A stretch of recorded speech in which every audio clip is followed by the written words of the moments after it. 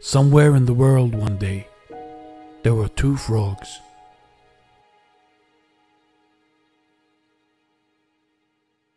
These frogs were best friends, like brothers.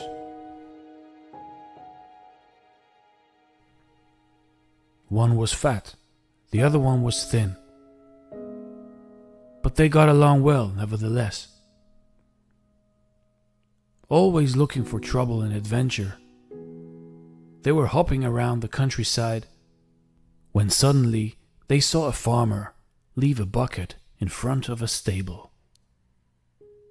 Curious as those two were, they went over to see what was in the bucket. Because the bucket was too big, they couldn't see what was inside, and so they just jumped in.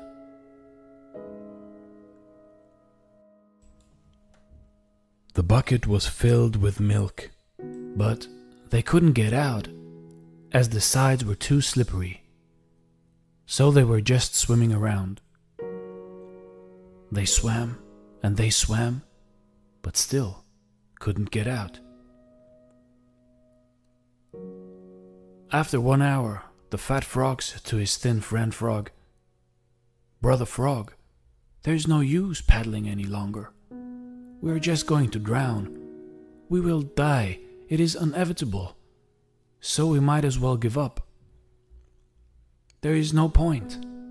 No one will come and save us. Nor will we turn into butterflies and fly away. We are doomed." But his friend replied, "Hold on, brother fat frog. Keep paddling. Somebody will get us out, eventually.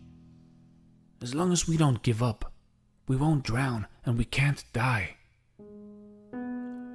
And so they continued paddling for hours.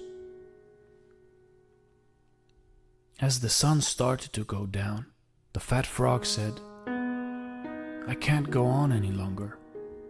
There is no sense in doing it because we are going to drown anyway. What's the use? I have given up already." And the fat frog stopped swimming. He gave up, and he drowned in the milk, and he died.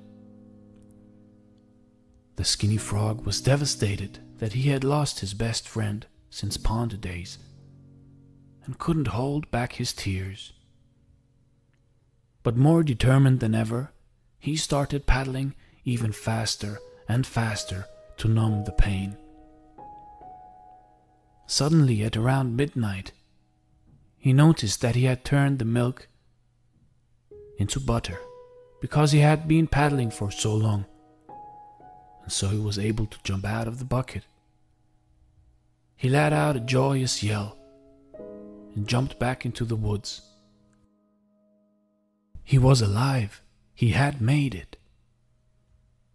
But he was also sad because he lost his best friend. He knew that he hadn't been able to help his fat friend. Because once his friend had made the decision to give up, he was doomed.